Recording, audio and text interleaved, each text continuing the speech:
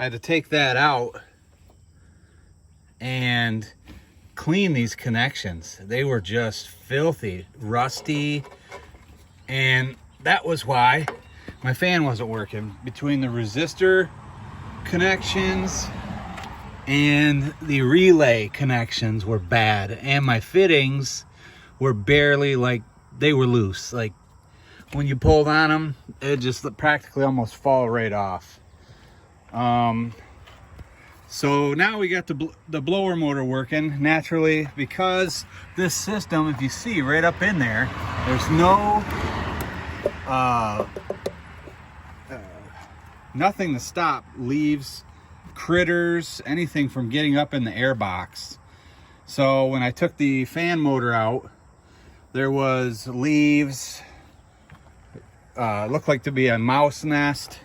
When I took the resistor out, I had to do the same thing. I had to take and stick the vacuum hose in there and suck out everything I could. And it seems as if I might have gotten everything out of there, I hope. Obviously, this is just testing and getting things so I know how things work. This isn't 100% or anything. This is just, okay, that system works. When I get to replacing stuff and doing things, we'll get a little better off. Now I'm messing with, today I disassembled the manifold gasket. I didn't take the manifold off, just the donut gasket, which I have access to that. There's a door right here to get at the engine. Now I'll show that a little later. I'm not going to get into that right now. But I had the door up and I disassembled the exhaust pipe off the driver's side to get the donut out, because I had a big leak there and my actual manifold is leaking. I'm not going to go get gaskets right now, because evidently with these older rigs, that exhaust manifold can be warped, it can crack, you can have all kinds of issues. So before I invest in gaskets thinking that's just the problem, I need to actually go ahead, unfortunately, remove both sides of the manifolds, replace the donuts on both sides, pull the manifolds, inspect them. If they're good, we're going to go ahead and just try a set of good manifold gaskets and see if that doesn't solve my exhaust leak. If they're not good, the other alternative is to get a set of headers. I was looking at a post someone else had made, and they had said they were around $600. So not sure if that still holds true or not, but we'll cross that bridge when we get there. If you'll notice, my ceiling is a dark color. Normally it was white. It was this material here. Well, most of it was sagging. We knew that going into it. So we pulled it all down, what we could pull down. The rest of it I had to trim, which we're gonna drop these cabinets anyways and just clean everything up. And we're gonna do probably like a metal ceiling tile, those little square tiles, the metal tin ones. We've seen that in a couple of other rigs and we really like it. The central air unit seems to work. We've had it working a few times and had it on for a few times. I have not checked the water system. I have no idea if I have any blown lines, if the water tank itself is in good shape, if it's cracked. I have no idea. I have checked the generator. It came with a onboard Onan generator right over here, and I'll show that. I have no spark, so I just kind of stopped there because I wasn't prepared to do a bunch of stuff. Excuse me, this is all aboard the struggle bus, I guess. But anyways, I have no spark, and before I can even go any further, the spark plug, what, you know what, let's show you, so I'm not just talking. I'm gonna have to set you down real quick. All right. Now, let's pull this out a little further. Ugh. Anyways, you see this wire, let me show it to you. It is completely trashed. I can even pull it. It's not even, so whether or not I'm gonna get spark, I know that's not my problem. And I've got some weird splices here where someone's put in another piece of wire. I don't know. I have to look at a manual, see what this is supposed to do. And I'm assuming that the ignition system on this, I don't know if this is a points and condenser situation. So that's another thing I will have to check into. Because if that's the case, then my points, no doubt, well, at least been in my experience, anytime I've had points and stuff is set for a long time, they're usually just stuck right together and they won't separate, thus no spark. So I don't know if that's my problem. I'm gonna have to do a little more looking into it. That's why I said I'll just show you some of the issues I'm having. But in any case, make sure that's seems to be locked. Get out of the way here. But yes, I have a few projects obviously going on with this, and I plan on making a few videos. Nothing crazy, but just not only for my, so I know what I've done to the machine, to the rig. Oh, also you see right there, all of my perforations for my pipe, stink pipe, all of that stuff going through the roof, every one of those is trashed, minus I guess one, but it's super old and just garbage.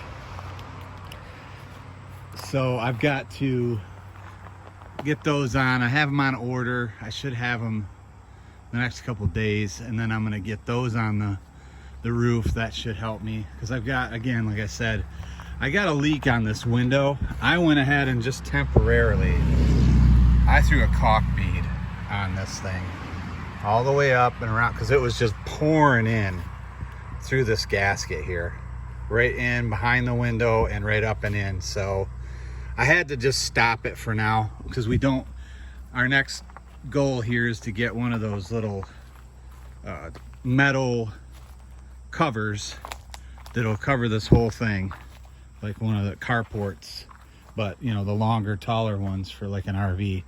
But that's on my to-do list. But just thought I'd throw a couple of videos on of this thing, and maybe you can come along for some of the modifications, and/or we're not trying to turn this thing back to mint. I just want to get get it mechanically sound so we can take it on some trips here. We enjoy camping as a family, and this rig right here will allow us to do a couple of different things.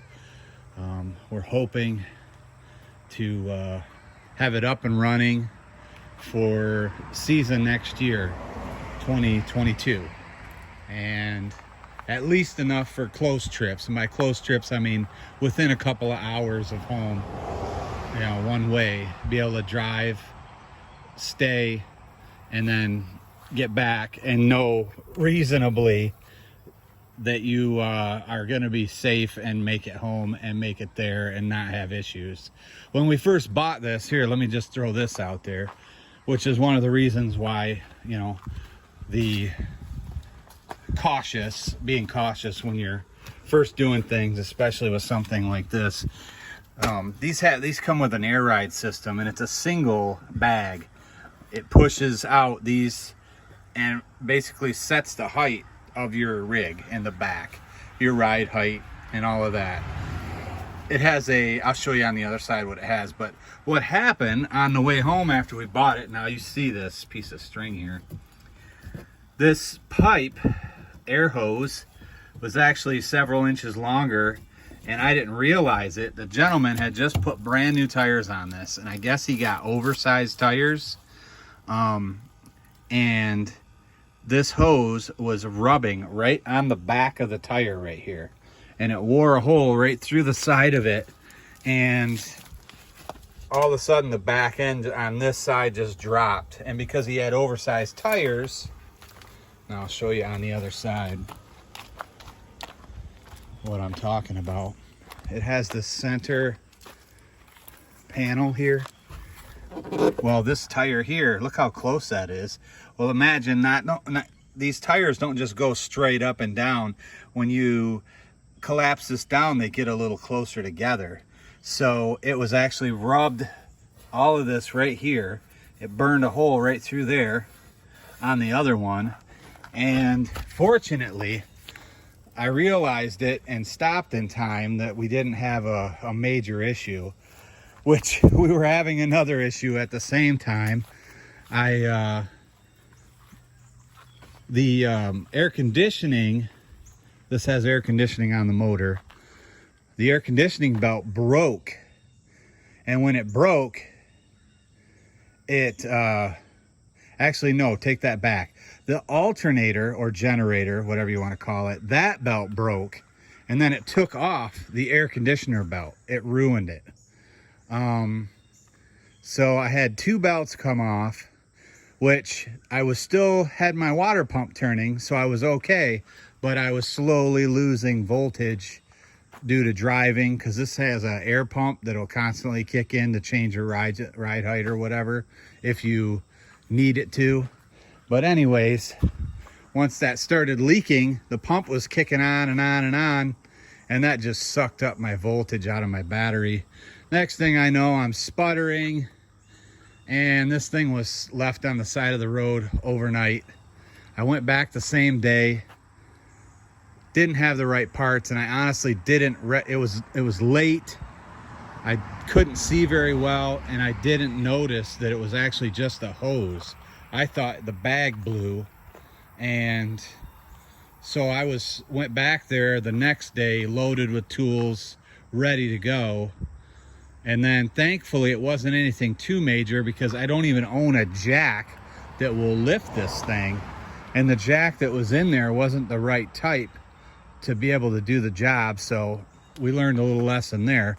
But in any case, I was able to get it up high enough that I could get the bag to start inflating again and get at the fittings and be able to. I basically just shortened the hose and use the same parts off of it, off the end of the hose, and put it right back together and tried to get it in such a way that it wouldn't rub again. So, and then in the same time, I went over to the other side and made sure, okay, we're not doing the same thing on that side. And no, we weren't. So once I got it started again, which we were having a whole nother issue, the starter was not working, wasn't engaging. Couldn't figure out why. We thought it needed a new starter, but long story short, there's like a shut-off switch that the gentleman that owned this, the original owner, put on it, and I guess it was malfunctioning, or the battery in it was bad. I don't know what it was. Something wasn't right, and it wouldn't give enough power to turn over the starter. So we haven't had a single problem with the starter since I put a different battery in it. So even though I did buy another starter, so I didn't know that, wow, what in the world? Got like a hole in a cracked windshield, and I never noticed that yet. Huh. I got a little bit of the gel coat is all ate up right there along the top of the windshield.